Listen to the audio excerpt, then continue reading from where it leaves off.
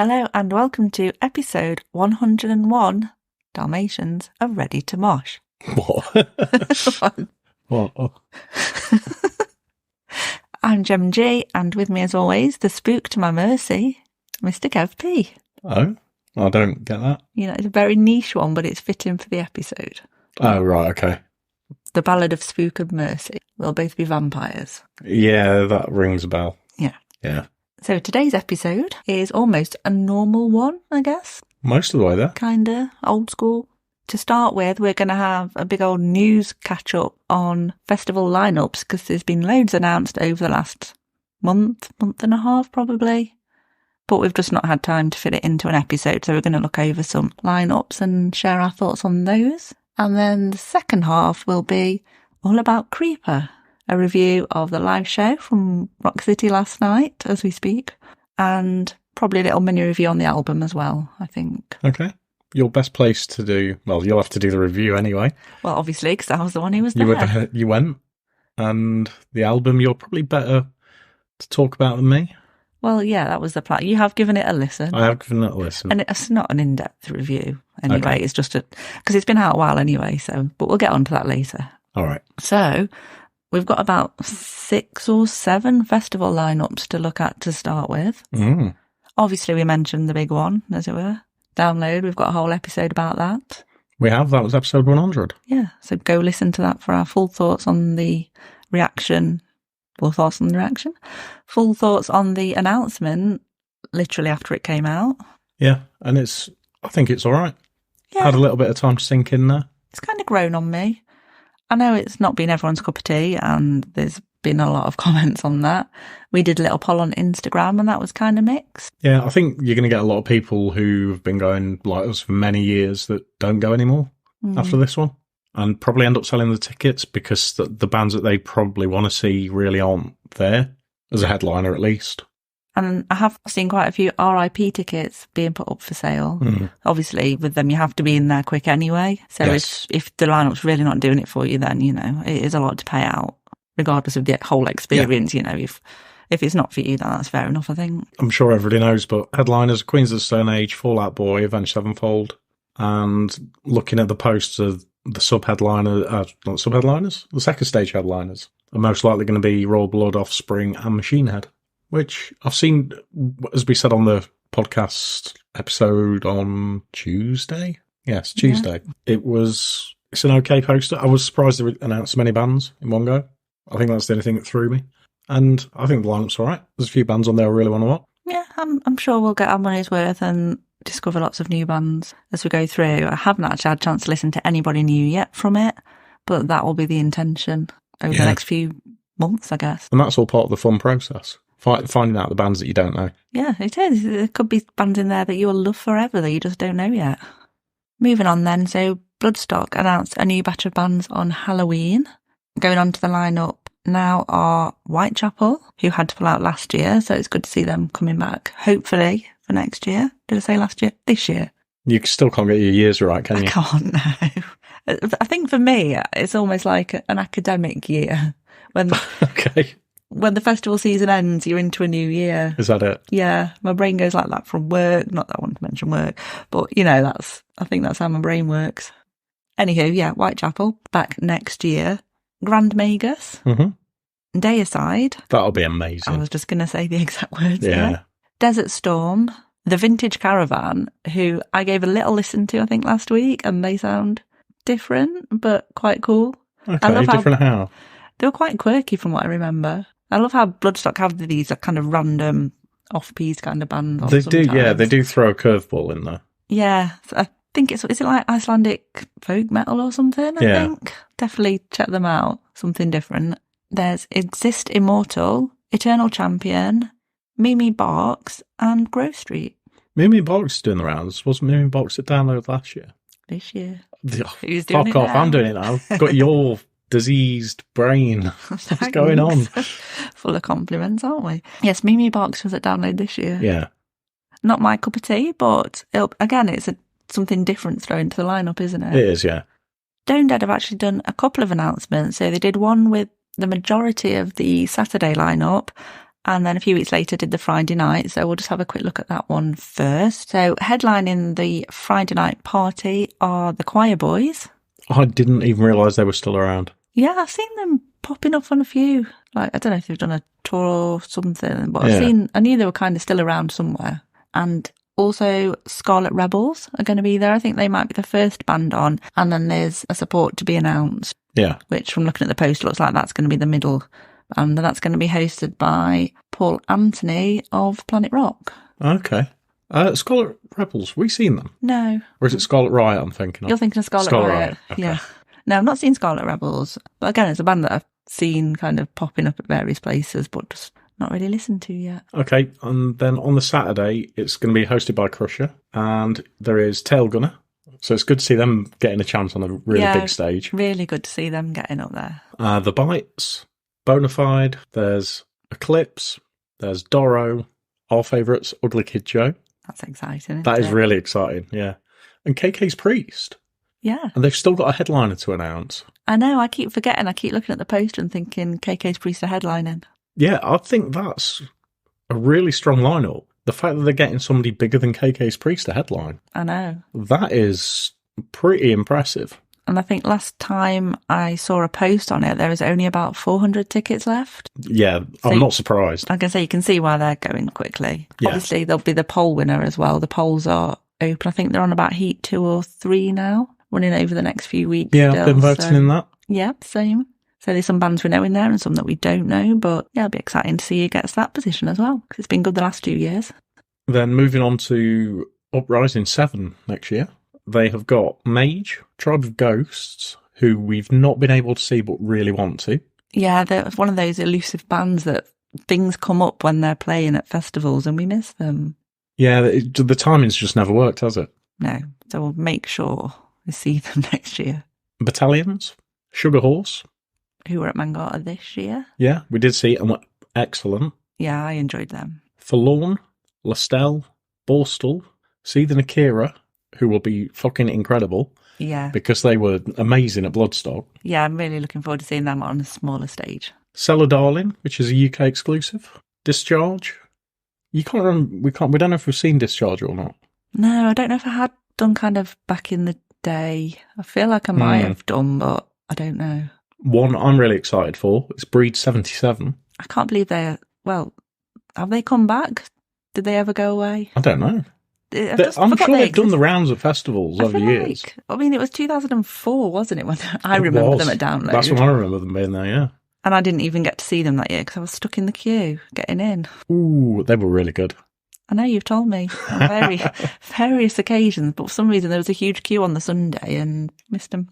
There's also Brigeria, and they've announced the headliner now, and it's Catatonia. And I was very excited when I read that, wasn't I? You were very excited. I did a big loud squeal. Yeah, you did, because I thought you'd drop something on your foot. That's Catatonia with a K, by the way. Yeah, it's not the Welsh Britpop band. That would be interesting. Yeah. I have actually seen the other Catatonia. I'm not surprised. No, again, back in the day.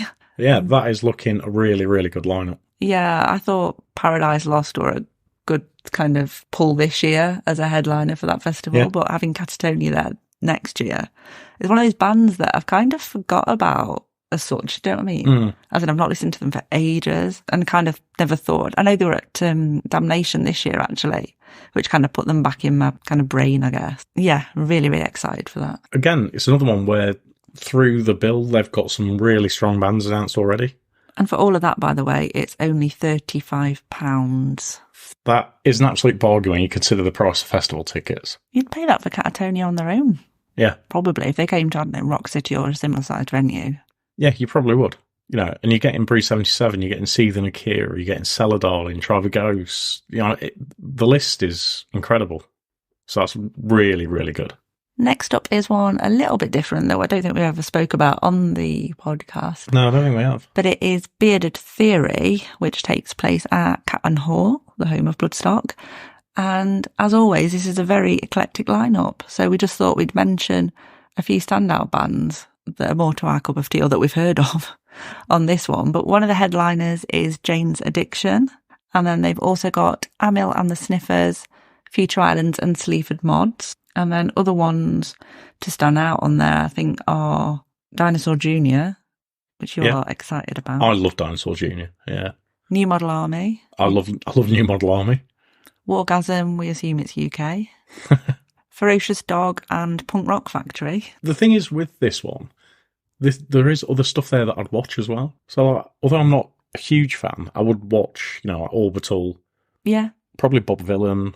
Utah Saints, yeah. The Orb, Ronnie Size, 808 State. And also Greenlung are there. So are they doing a residency at Catton Hall? Because they're at Bloodstock as well. A Sponge are there as well. Oh, yeah, I didn't even see that one. It's very mixed in what they do. And it also says Ed Tudor Pole, which I'm sure is the guy that used to do Crystal Maze. After Richard O'Brien. Yeah. And there's loads more to be added to that. It is just such a mixed up little festival. It is. And Beans on Toast is there. Yeah.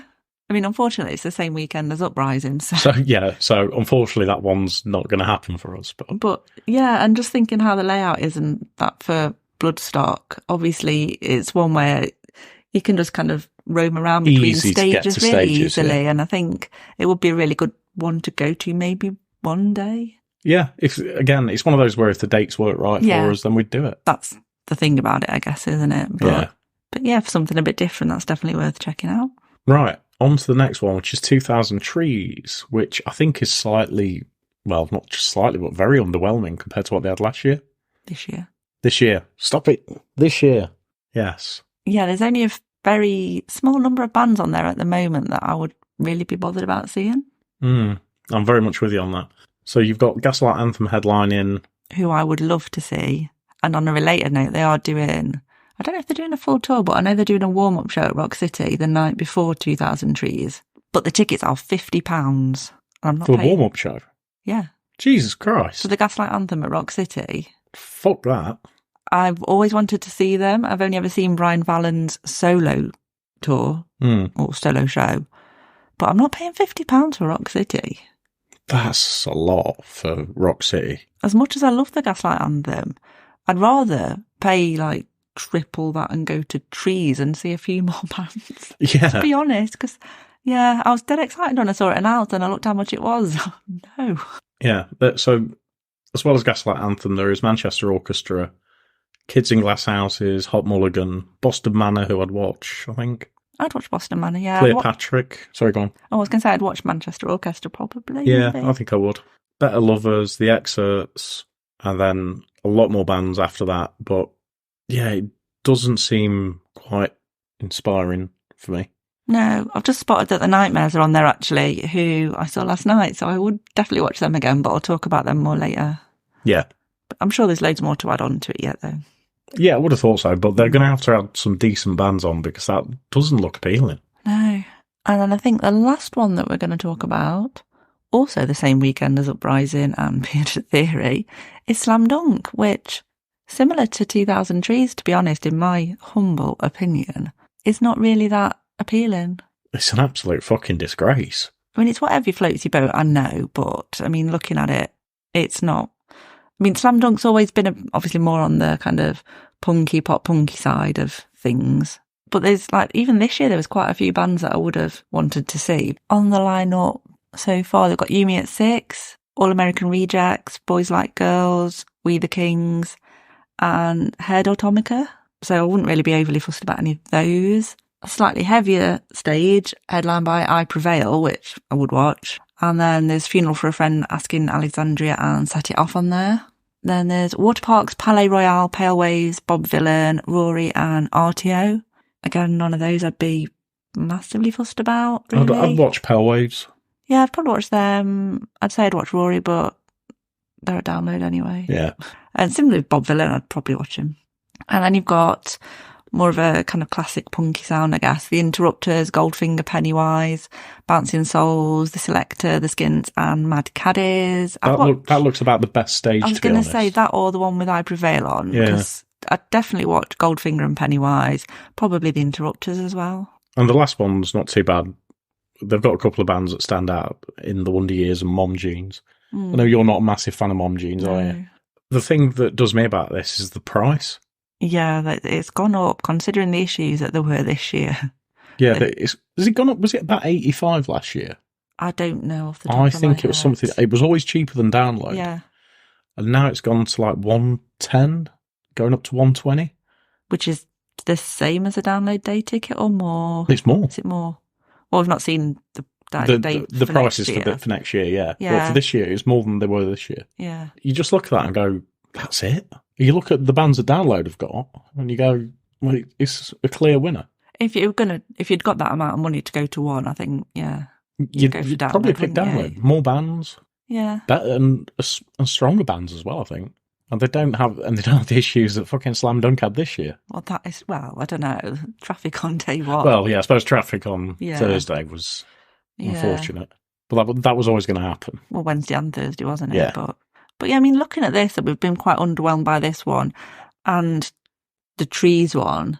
And to a point, in some respects, the Download one, I think maybe it just says something about the state of the UK festival scene. It does a little bit.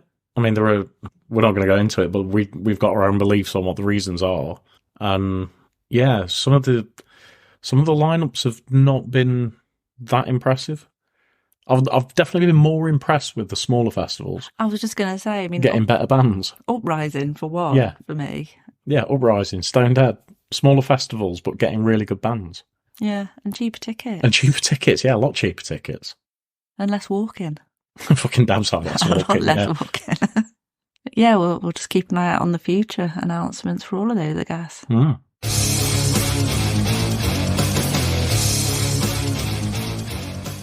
So as we said at the start then, we're on to the Creeper section of the episode, starting with a little mini review of Sanguivore, the third studio album from Creeper, which has been out since the 13th of October, so we're not going to do the usual track-by-track review of it, just some initial thoughts or whatevers on it. So you listened to it once yesterday, didn't you? Yeah, I did. 37 minutes of my life that I wish had ended sooner. Wow. I feel like we're going down a Vilvelo tangent on this one. It's not as bad as the Vilvelo one. That was absolute horseshit. Probably a good job we've not gone into depth on it, so... I will say, I mean, I don't like Creeper, but there are maybe a couple of tracks I think are okay on this. Couldn't tell you what they were off the top of my head. One of them actually is one you played me the video to at the weekend. Cry to Heaven, which is very Sisters of Mercy-esque. Yeah. For me, the whole album is kind of like Sisters of Mercy meets Meatloaf, meets Billy Idol, and Nick Cave. Yeah, I think all those influences are in there. Definitely agree with that. For me personally, it's my favourite Creeper album to date. I'm saying something. You do like Creeper. Yeah, but I just think this is the best album that they've done. Like with all their albums, I love the fact it's a concept album. You know, I love a concept album. Yeah. So I love the whole story behind it and the whole vampire imagery and themes that are going through it. The opener, Further Than Forever, is obviously if Creeper did Bat Out of Hell. That would be it. Yeah, it's fucking terrible. I love it. Oh, you know I don't like a long song, but that is 9 minutes that I can just keep listening to.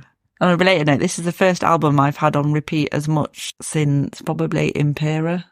Really? Yeah, I think I've listened to it every day since it's been out. Wow. Obviously it helped that I was going to see them, so I was learning the words. But... Well, yeah.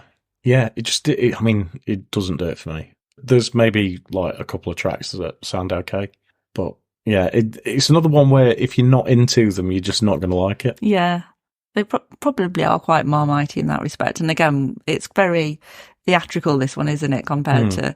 I think they were kind of moving more to that direction. Obviously, they started off with more of a horror punky sound, and then they've kind of developed, and I think American Noir was definitely more this kind of sound, and it's just kind of developed from there. And yeah, so like the majority of it, you can see those influences that you mentioned, more of a kind of goth rock vibe, yeah, synth rock, that kind of thing. There is one, I think, is it Chapel Gaze? That's more of a faster, punkier one, like old school Creeper. But apart from that, it is kind of a more theatrical. And I overheard someone in the queue last night actually saying it was like if Meatloaf and Ghost had a baby. Meat Ghost, yeah. I've not really got any kind of Ghost vibes from it as such, although I know Will is a big Ghost fan. And interestingly, it was produced by Tom Dalgetty, who produced Prequel for Ghost. Which album was that? That was the one with Dance Macabre on. Not Impera, the one before. Oh, right, okay. So quite a big album. Yeah. So yeah, anyway, just thought a random fact to drop in there. But yeah, I really love it. So you don't. If you like Creeper, you'll love it. If you don't, then avoid it. Yeah. If you like Meatloaf, Stroke, Billy Idol, Sisters of Mercy, it's okay. Give it a listen.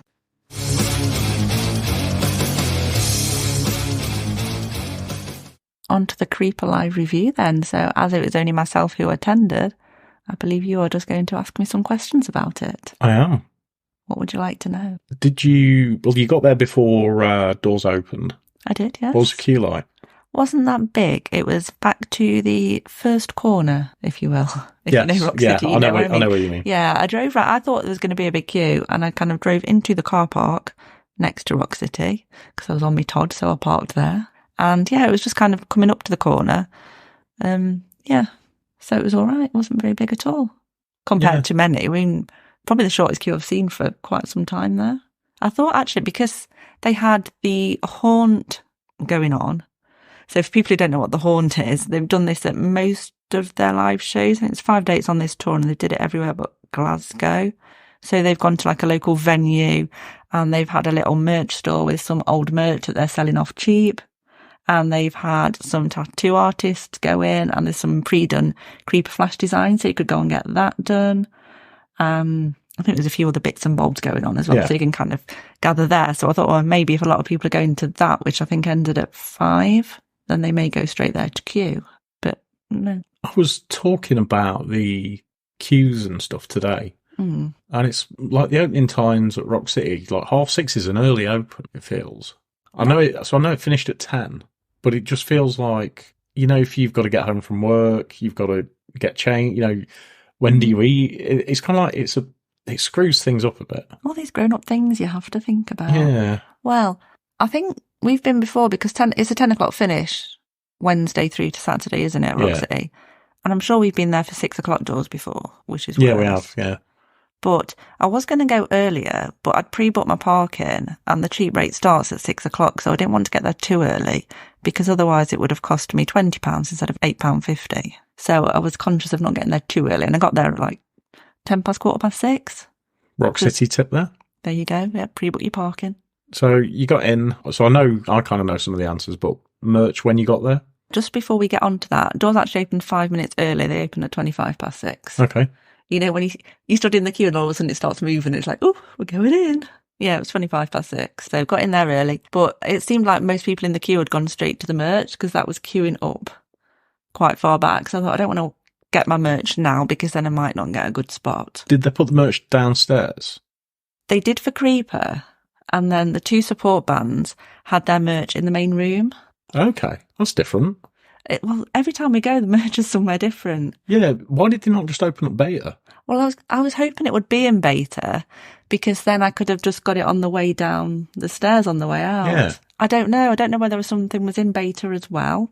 I didn't notice there could be anything. there Sometimes could have been something there is later something on there, but I don't know.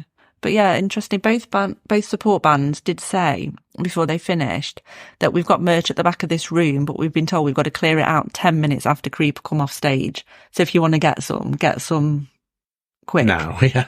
Which I didn't do because I was on my own and I didn't want to lose my space and I wouldn't have minded getting a Nightmares t-shirt, but I couldn't because of the way I then got downstairs. I would have had to go all the way through the crowd to get their merch, then go back and then join the queue for the Creeper merch. Yeah. So, it was a bit difficult, sadly. Although Save Face, that lead singer, did say, if you don't get a chance to get one, I will sell you one out the back of the van after. So whether he did or not, I don't know. I will say, actually, just on the merch, one of the good things about Rock City, it's a venue that doesn't take a cut. No, that's true. So you got your spot on the balcony? I did eventually. I was a bit like, when I got in there, I was a bit like, when you see a dog and it doesn't know where to lie down and it keeps moving. So like the majority of the barrier was full, but there was space on the end. So I kind of went and stood at the front on the barrier. But then I was like, well, I'm at the front, but I'm right in front of the speaker stacks, although I did have my loops with me. Mm. But I'm like, I'm not really going to see that well from here. And if it does get full behind me, I'm just going to be trapped and I might not like that. So I went up the stairs that come out into the main room, the corner stairs. Yeah. Went up there and was in the corner where I stood for Vil Velo. And then I tried standing on the top of the very bit of the stairs, but that felt a bit weird being kind of out in the open. So then I was like, I I feel far away as well from the stage, and I could see on our usual side that there was a couple of gaps, so I went over there. Okay. And just after all that, I just stayed put. Managed to squeeze in between two couples. There was a little me-sized gap that I managed to just get yourself claim into. Yeah, so that was fine. And first band on? First band on were The Nightmares, and they were on 5 minutes early, so they were billed to be on at 6:45, and they actually came on at 6:40. But I was installed in place by then, so that was good. And there was quite a few people in the room by then as well, which was good to see. Did they seem to have much support? Yeah, they had quite a bit, actually. So the floor by the time they came on was probably about half full. Balcony was kind of full all around the front. And I think one thing that probably was in their favour is that Will has guested on one of their singles. Okay. So there's kind of a connection between The Nightmares and Creeper and maybe already. a bit of an expectation that he might come out. Which he didn't do. Well, I wouldn't have expected him to on his own show. It has happened before, though, I'm sure. Has it? I think. It's usually the band, somebody from the early band will that comes go on with the main. Yeah. With the main. But yeah, they came on at 6:40. They did half an hour. I think they did about 7 tracks. Yeah. How would you describe their sound? They are, in their words, noir pop. I always find it hard to say noir. Okay. Noir pop. So a bit kind of, they remind me a bit of Ladytron. All right. But okay. they've got a male and a female singer. Yeah. I do like Ladytron. Yeah.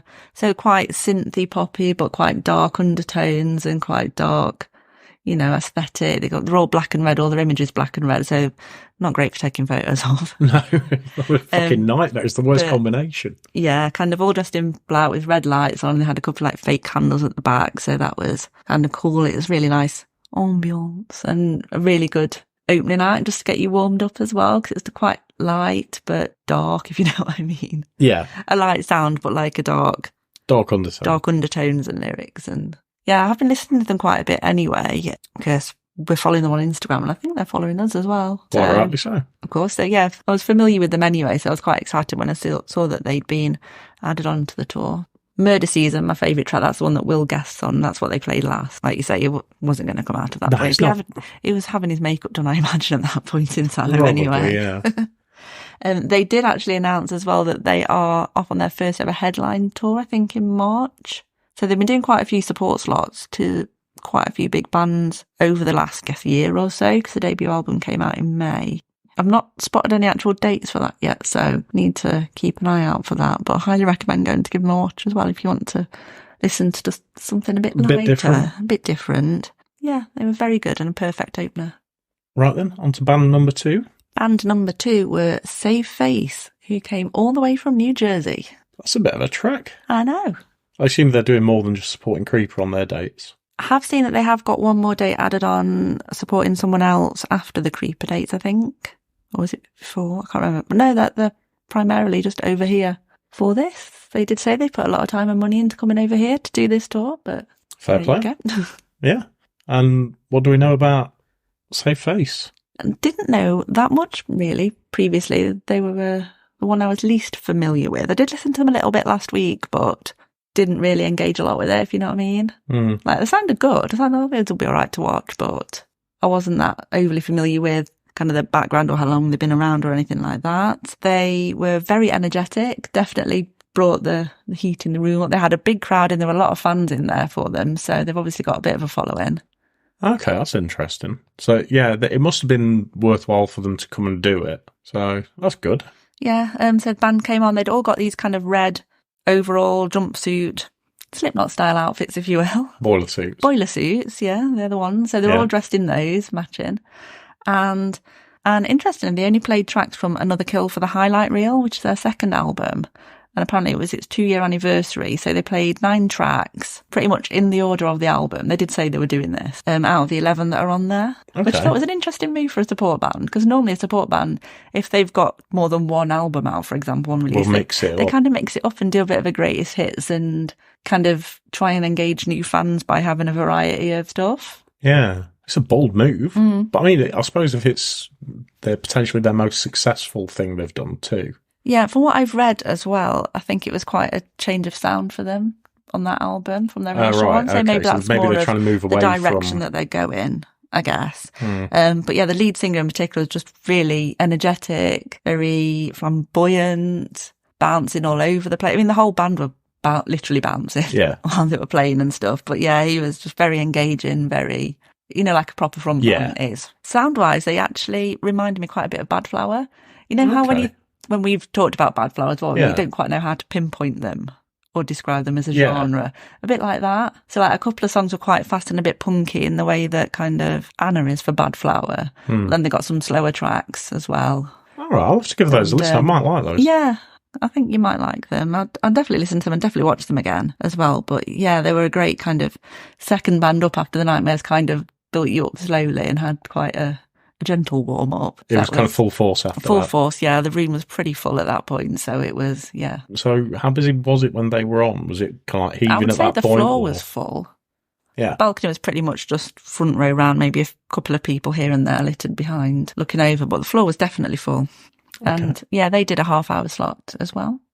Yeah, actually, one thing I was just going to mention before we get on to the kind of the Creeper part and the build-up to that, between bands or before the Nightmares came on, obviously they play music while you're waiting.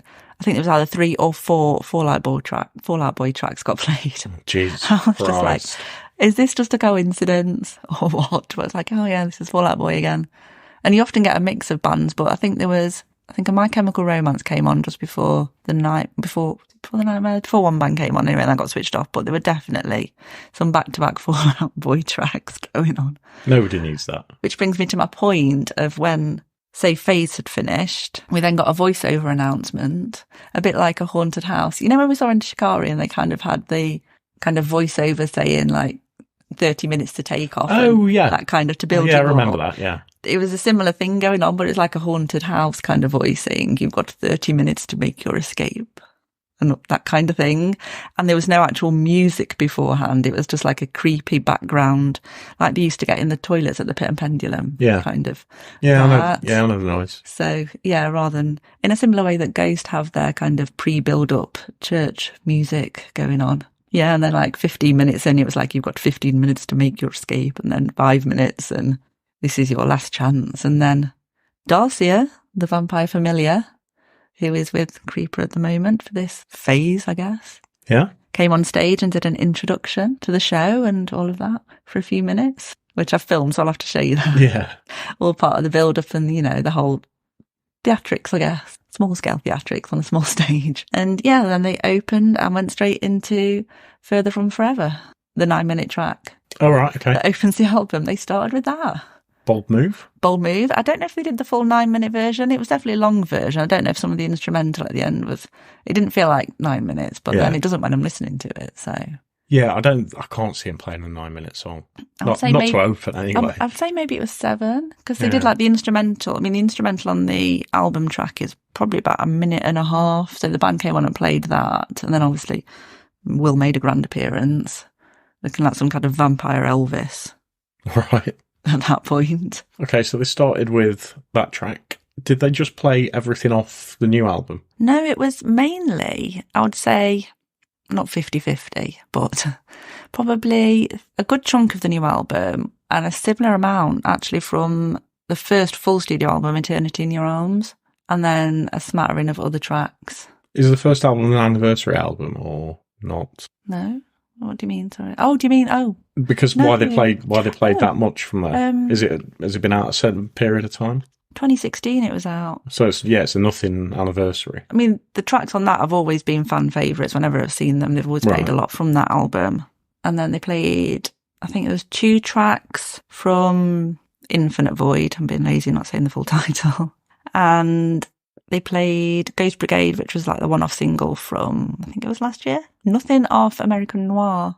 And then VCR, which is off one of the very early EPs. Yeah, so they're probably trying to disassociate from the last album. Yeah, and I guess that might not fit in with the current storyline, I guess, perhaps. With that's what I mean, this album, yeah. Yeah, so they're just trying to essentially consider that as a closed project because the other ones are that early that everybody likes them, that it's easy. Yeah, and I think American Noir was kind of a little enclosed kind of thing. And obviously it was it done during lockdown or just after lockdowns, I think, around that time anyway, because I remember seeing some tracks off it at Download Pilot. And then how long was the set? 1.5 hours. So they were on at 8:30, probably just before actually, because things were running slightly ahead of schedule. Yeah, which is weird. I don't think I've ever seen anything at Rock City run ahead. No, I mean, because of the length of the show, I guess, I think they probably wanted to make sure they didn't get cut off or anything like that because that of is like how possibly it part of ends it. and everything, I think. So, As opposed to Killing Joke, who they pretty much had to drag yeah. Jazz off the stage. Yeah, they are very harsh on the cut off, aren't they, and kicking people yeah. out. Well, I mean, I like that they kind of knew that and prepared for it and then didn't get dead arsey because they got cut off. Well, yeah, definitely. I appreciate that they've actually gone, you know what, that's the cut-off time, we'll make sure we're done. Yeah, they probably turned up and got told there's no way you're going over by a minute, so make sure you're done. And I suppose if the room's ready to get people in and security are ready, then get people in, don't you? So, was it a mix of tracks that you enjoyed then? Yeah, definitely. There are a couple of tracks on American Noir I would have liked to have seen, but I can live without it because I've seen them before. So okay, that was fun. Yeah, it was a really good mix. Pretty much all my favourites, I would say. Happy with every track. That's good. Encore? Of course. How many songs? Just the one. That's unusual as well. Yeah. A band usually does 3. Yeah, I think it fitted well though, because they did Misery, which they used to finish with. Yeah. And that always has a massive sing-along every time. He gets to the middle bit and then the crowd just takes over and Will just seems so shocked every time as well. He's just... And what did they finish on? Cry to Heaven, which is off the new album. Which is interesting because not many bands always do that, do they? No, it's normally like favorite. A really classic, like Misery used to be the ending, but it worked well just to end the whole kind of the concept. Which is the one I think's okay. That's Cry to Heaven. Is that Cry to Heaven? Okay. Yeah, I can kind of get why they'd finish on that from a new point of view. Yeah. Do you know what I mean? You know, if it, like you say, if it's a concept album, that is kind of like a good one to end on. Yeah, and it's gone down really well with fans anyway when they played. I think, did they play it at Download? I think they did, and I just missed it because I was watching Placebo. Okay. But yeah, the whole show was really it just shows how much Creeper have kind of grown and developed. Obviously, I've been a fan since either 15 or 16, since they got added to the Leeds lineup for 2016. So I first saw them in the pit tent at Leeds. Yeah, I'd forgot about that. And so just to see them, I feel like I've seen them at pretty much every stage and kind of grown. But although I've seen them 5 times before, this is the first time I've seen them at their own show. I've only ever seen them at festivals before. So it's great to see like a full hour and a half of them, because I think the most I've seen before would be an hour. And in terms of other highlights as well, I would say definitely Crickets, where Hannah gets to do I was going to say a solo, but obviously Ian's on the acoustic guitar for that one. That's always a great sing-along as well. And I've not seen that for a couple of shows. I remember doing it in the wedding dress at Download Pilot. So it's great to see that one again live. And they also played the start of I Choose to Live, which I've not seen them play live since Download 2017. Oh, so you thought you were in for a treat and then they just Well, no, because I did have everyone. a sneaky look at the setlist before, so I knew they were only going to do part of it. Okay. And is the setlist been pretty much the same for every show? Yeah, so it's only a 5-date tour anyway. Yeah, it just makes sense to do those. But yeah, and again, I just love that it wasn't massively theatrical in terms of the stage, like Avatar were, for example. Yeah. But I think just like the makeup that they'd all got on, and they'd all got the matching jackets on like they used to back in the day. How many times have I said back in the day this episode? Yeah, that just kind of added to the whole setup, really. There was a lot of, what's the smoky pyro that's not pyro? Like the steam, the you know what I mean? Which added to the atmosphere. There was a confetti cannon right at the end, actually, for Cry to Heaven. So I did think there might be a bit of proper pyro, maybe, but... Yeah, it's a bit weird, that one, that not every... Like, Rock City can do it, but not everybody does it. Yeah, but then again, maybe it wouldn't fit in. Maybe the smoke just kind of had the whole kind of the vampire... That sounds like it'd suit better. Thing, really. There was a moment, actually, when... Obviously, because Will gets turned into a vampire as the show goes on, and then he actually gives someone a vampire bite on stage. It's actually his girlfriend comes on stage, and then he ends up kind of covered in blood for the rest of the show. So, there's definitely hints of Alice Cooper coming in there in terms of stage performance. Do you know what? I was just going to say, it sounds like fucking Alice Cooper for kids. Yeah, I think it would have been really cool. I know we've said this before, but if we'd have seen them supporting Alice Cooper, that would have been really good. Was it last year? I don't know. Yeah, the dates just didn't work for us on that. There was also a drum solo about 2/3 of the way through. Obviously, the rest of the band went off for a a break or to tidy up the makeup or whatever. So it kind of started out with a bit of a drum battle with Jake and Hannah, and then Hannah went off and then Jake did like a drum solo. Yeah. Which was really cool, because we always love a drum solo, don't we? I always feel sorry for the drummer though, because they never get to go off and have a little rest. Do they? Yeah. Go on, show your wares. Well, they're all sat down all day. I know, that's true, yeah. Fair enough.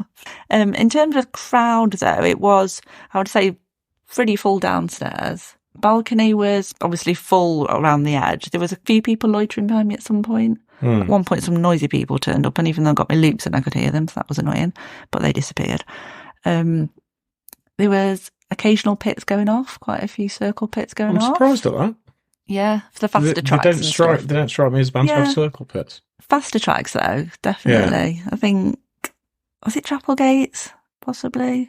I'm not sure. There was one of the faster tracks in particular that Will demanded it anyway. But other ones just broke out naturally. A lot of crowd surfers as well.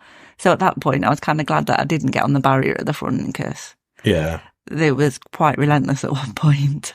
I imagine them being a band that gets crowd surfers. And you could see the same people that kept going as well. It's like, give it a rest. Stop it. Yeah. And then finally, the show ended with a blood rave. Have you ever been to a gig with a blood rave? Probably not. But I don't know. Possibly. You never know. Yeah, after Cry to Heaven, Darcia came back on. She'd got a severed head with blood spurting out and squirting everyone who was at the front of the crowd with blood. And there was literal kind of rave music going off. Couldn't tell you what it was. But yeah, there was like flashing red lights, and the band had all got glasses of what could be blood, what could be wine, I don't know. And it was, just a little fun bit at the end, which I'll show you some footage of that as well. Yeah, overall, it was just, really good gig. What were the merch designs like? Oh, the merch designs. The one I've got is the tour shirt, which has kind of got the vampire imagery of the band, and it's kind of got a greeny background. And then it's just got the tour dates on the back. Yeah.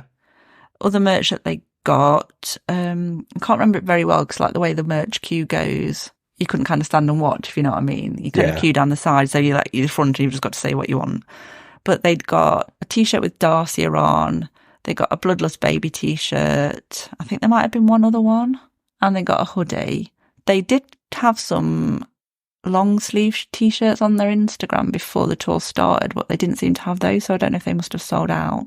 And then they got back patches, vinyls, and badges. And then they did have a really cool poster of the kind of the tour design, like the whole Sacred Blasphemy imagery. But that was £15. I thought that was a lot for a t-shirt. Not for a t-shirt, for a poster. Yeah, that is a lot for a poster. I've never paid that for a poster. If it was 10, I probably would have got it. But yeah, t-shirts were £30, which is your average these days, I guess, isn't it? Yeah, it's started to creep to that now, hasn't it? And hoodies were 50, so... Again, yeah, they've started going up. We've seen them more expensive. Yeah. I think 30 is about right for a tour t-shirt, probably. I think it depends on who the band is and where the venue is. Like, if it was 30 at the Bodega, you wouldn't for a band that had played the Bodega. Do you know what I mean? It's all kind of relative to who the band are, the size of the venue they're playing. That's true. And I mean, I really wanted a t-shirt for that show, but I think in general, I'm not always going to get t-shirts now. I'm thinking of other merch just because I'm running out of room to store my t-shirts. Tell me about it. And yeah, but if they've got like maybe a poster or a vinyl, maybe something different, so you're still supporting the band from the merch perspective, but I've not got to find room to store it in a drawer. I can put it on a shelf or a wall. Yeah, but I highly recommend going to see Creeper. Yeah, I mean, I always would have done anyway. Well, yeah. But I just can't believe it's But you know what I mean, for this particular show. Yeah, I mean, by the time this goes out, the tour will be done. So. It will, yeah. I'm sure they'll be doing more at some point. But I just can't believe it's taken me this long to actually see them at their own show. Somehow, it's just never... Obviously, they had a year out anyway where the band were kind of not even sure if they were going to continue around 2017, 18. And then by the time they then got the next album done and stuff, I guess there was the whole... The energy wasn't there? Yeah.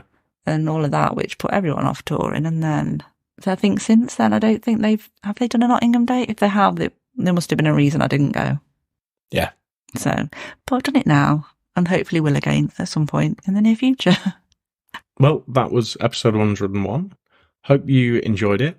Don't forget, you can find us on Twitter or X, whatever the hell you want to call it, Instagram and Threads at Ready to Mosh Cast, and we're also on Facebook, TikTok, and YouTube at Ready to Mosh. Make sure you give us a listen. No, make sure you give us a like, share, follow, give us 5 stars on whatever platform you're listening on. Maybe write a nice review. It all really helps. And we'll be back soon with another episode.